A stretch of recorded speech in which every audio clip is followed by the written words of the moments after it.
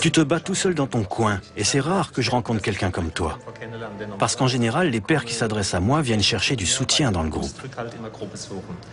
Tout seul, c'est difficile de tenir le coup. Et on s'épuise. Et on se heurte à un mur. Oui, on s'y casse les dents. Ce qu'on recommande, et c'est maintenant passé dans la pratique, c'est de ne pas demander le droit de garde, mais seulement un droit de visite et d'hébergement. Et pour ça, tu n'as pas besoin de prendre un avocat. Pourquoi est-ce que tu connais aussi bien le sujet? Ça fait 13 ans que je suis concerné par le problème des pères séparés. Je n'ai pas vu l'aîné de mes filles depuis plus de 11 ans. C'est ce qui m'a motivé, il y a 6 ans, à ouvrir à Karlsruhe une antenne de l'association Väteraufbruch, les nouveaux pères. J'anime cette antenne et je préside la fédération régionale depuis sa création. À force de travailler 5 à 10 heures par jour sur ces dossiers, au bout de 6 ans, on finit par connaître le sujet.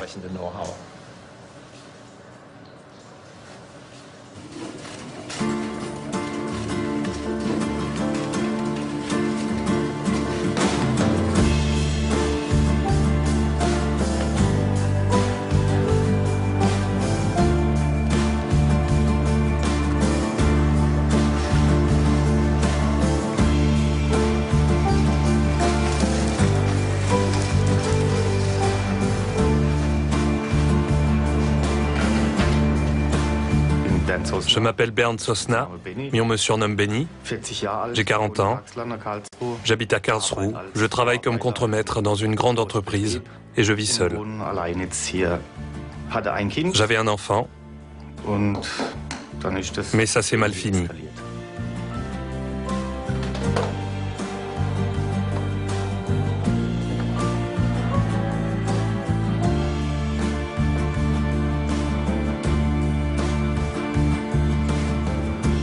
Ça s'est passé un jeudi. C'était en mars 2001.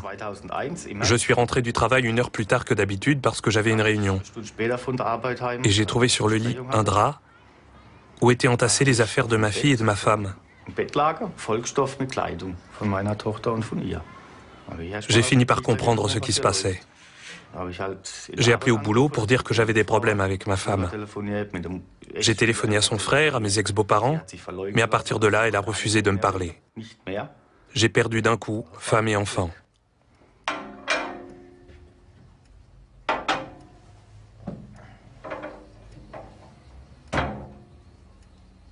C'était une relation très classique. Je travaillais pour gagner l'argent du ménage et elle s'occupait du foyer. Il faut dire aussi qu'il m'arrive quelquefois de boire un verre de trop et que ça ne lui plaisait peut-être pas. Mais je l'avais prévenu que j'avais l'habitude d'aller boire un coup le dimanche matin avec les copains, qu'elle pouvait me demander beaucoup, mais pas de renoncer à ça.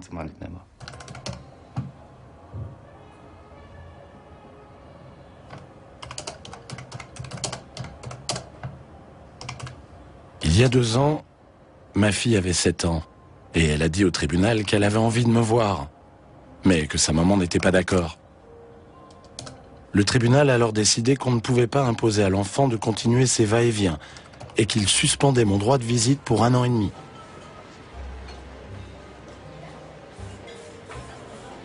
Mais ça faisait déjà 2 ans que je n'avais pas vu ma fille. Après ça, j'ai demandé à repasser en jugement. Cette fois, le tribunal a levé la décision du juge précédent et décidé que j'étais autorisé à la voir. Peu de temps après, j'ai reçu la première lettre manuscrite de ma fille. Bonjour Douglas. J'ai dit au tribunal que je ne t'aime pas et je ne veux pas te voir. Je ne veux pas avoir de contact avec toi. Et je ne voudrais pas que le tribunal m'oblige à en avoir. J'ai reçu cette lettre comme un coup de couteau dans le cœur. On se sert de ma fille comme d'une arme.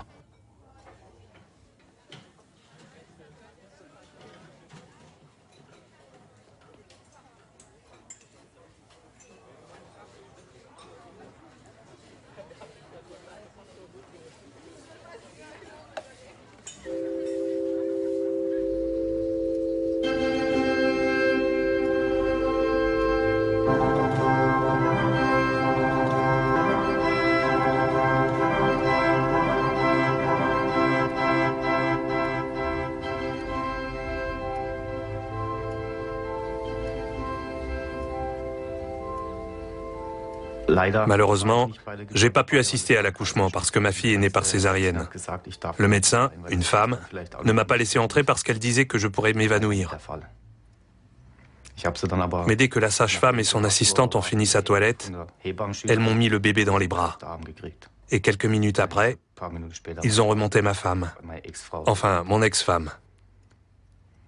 C'était classe, malgré la césarienne.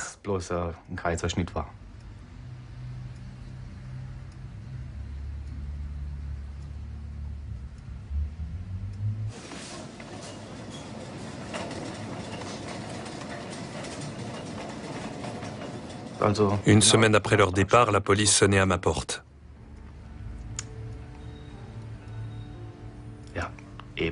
Ma femme m'avait dénoncé pour abus sexuels sur ma fille.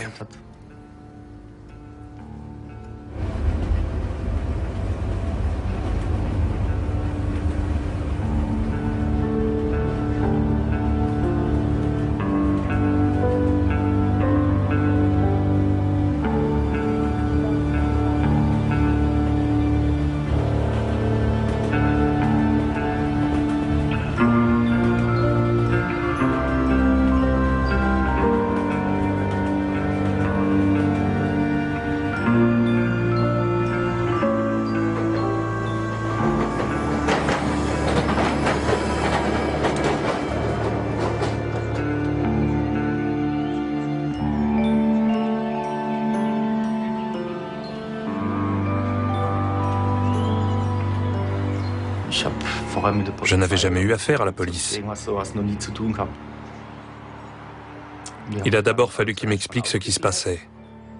Je n'étais au courant de rien. Personne ne m'avait prévenu, ni mes ex-beaux-parents, ni son frère, ni ma femme. Et puis c'est parti. Je me suis fait ficher par la police. Ils ont fait des photos, prélevé ma salive, mes empreintes digitales. J'avais vraiment l'impression d'être un criminel.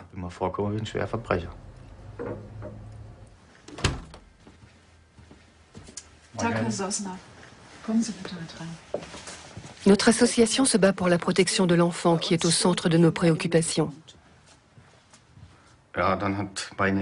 Mon ex-belle-mère a fait une déclaration chez l'avocat, pratiquement sous serment.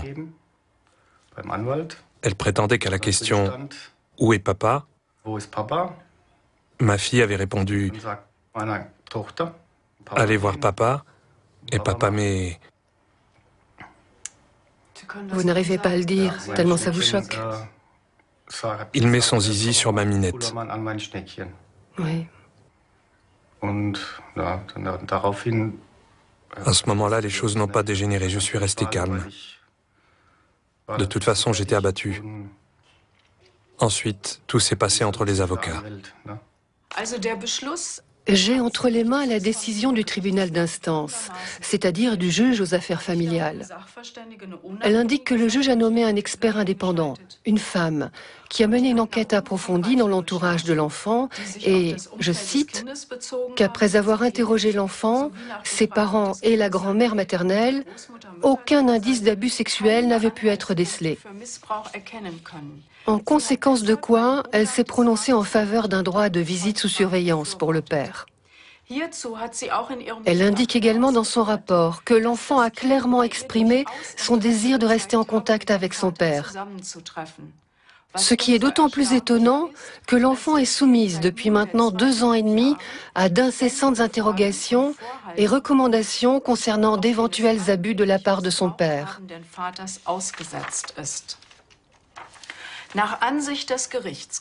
De l'avis du juge, il n'est pas tolérable de faire peser plus longtemps le soupçon d'abus sexuel sur le père de l'enfant en se basant sur les allégations de quelques personnes qui font partie de l'entourage de la mère et qui l'influencent. Lors de son dernier entretien personnel avec la mère, l'expert s'est efforcé de lui faire comprendre qu'elle ne faisait valoir que son propre point de vue et celui de ses proches, et que l'enfant sentait très bien que toutes ces personnes usaient de tous les moyens pour l'empêcher d'avoir des contacts avec son père.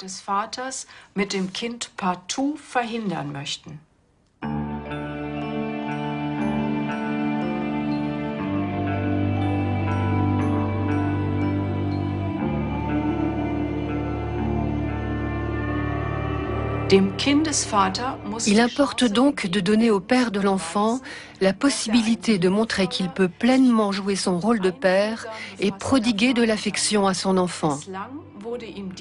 Cette possibilité lui a été refusée d'emblée parce que la mère n'était pas prête à lui présenter l'enfant.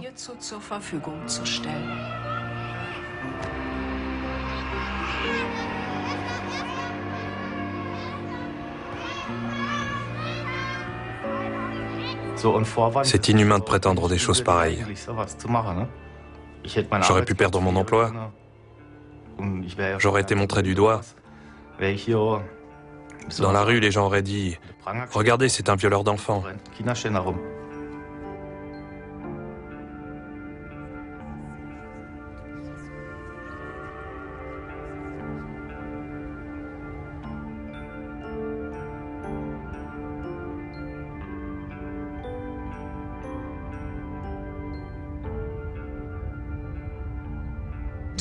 Et voici la décision rendue par le juge aux affaires familiales. Le père doit bénéficier d'un droit de visite sous surveillance pour pouvoir voir sa fille et s'occuper d'elle. Les intéressés, à savoir la mère et le père de l'enfant, sont tenus de coopérer pour faire appliquer ce droit de visite. En cas de non-respect de ces dispositions, ils encourent une amende pouvant atteindre 3 000 €. Et en cas de non-exécution, d'une peine de détention administrative pouvant atteindre 60 jours.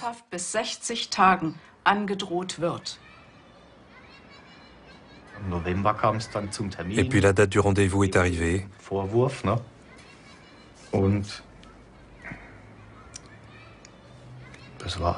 Il devait avoir lieu en novembre. Le 11 novembre, je crois, à l'Office pour la protection de l'enfant. Mais le rendez-vous a été annulé, je ne sais pas par qui. Si bien que depuis le 8 mars 2001, je n'ai revu ma fille que dans une salle de tribunal et que je n'ai pas pu lui parler. Et puis un jour, elle est partie. Elle a déménagé à Nienburg, dans le nord de l'Allemagne.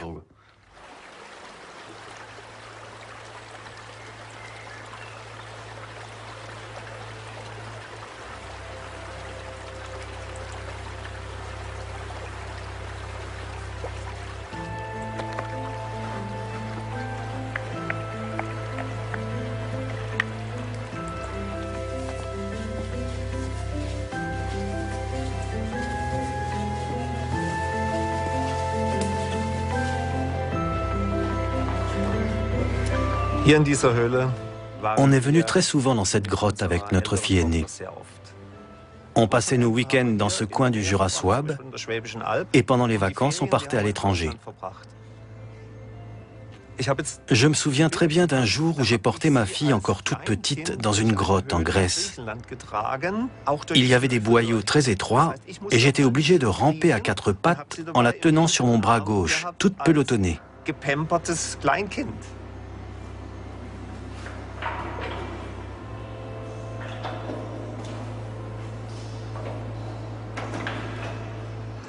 Un jour, je lui ai demandé si elle ne se souvenait vraiment pas de ce qu'on avait vécu ensemble, tous les deux. Mais elle m'a répondu, « La vie d'avant, je ne m'en souviens pas. Ça a disparu. Tout s'est effacé de ma mémoire. »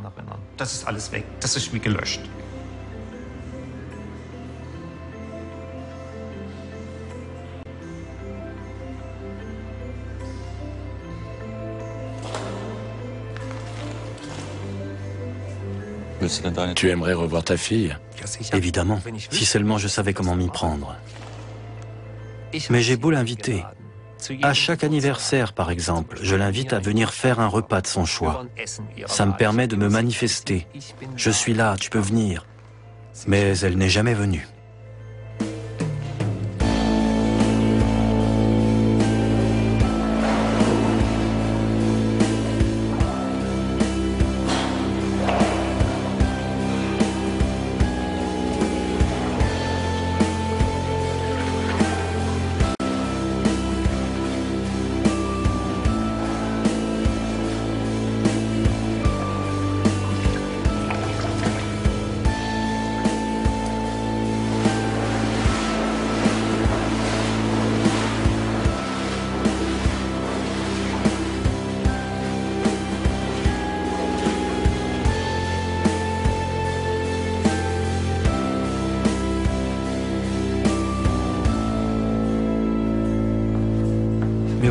On m'a conseillé aussi d'aller la voir.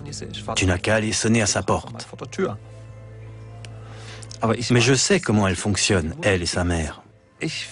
J'ai peur que ce soit perçu comme une agression, qu'on dise que je l'espionne, que je la traque alors qu'elle ne veut pas me dire où elle est. C'est pour ça que je n'ai pas son adresse, ni aucun renseignement. Elle fait attention à ne laisser aucun indice. Elle n'est pas dans l'annuaire, par exemple. Elle se cache. Elle ne veut pas que je puisse l'identifier ni découvrir où elle habite. Et si je force ce barrage, le mur derrière lequel elle se cache, ça pourrait être perçu comme un acte d'agression. Et je préfère ne pas m'exposer à ça. Sinon, je le ferais peut-être. Je me présenterai chez elle. Mais c'est précisément le genre de choses qu'on reproche aux hommes et aux pères. On attend de nous qu'on agisse, qu'on aille de l'avant. Mais après, on nous juge sur nos actes. Tout est pesé dans la balance. Et là, ça peut être jugé favorablement ou à l'inverse comme une agression.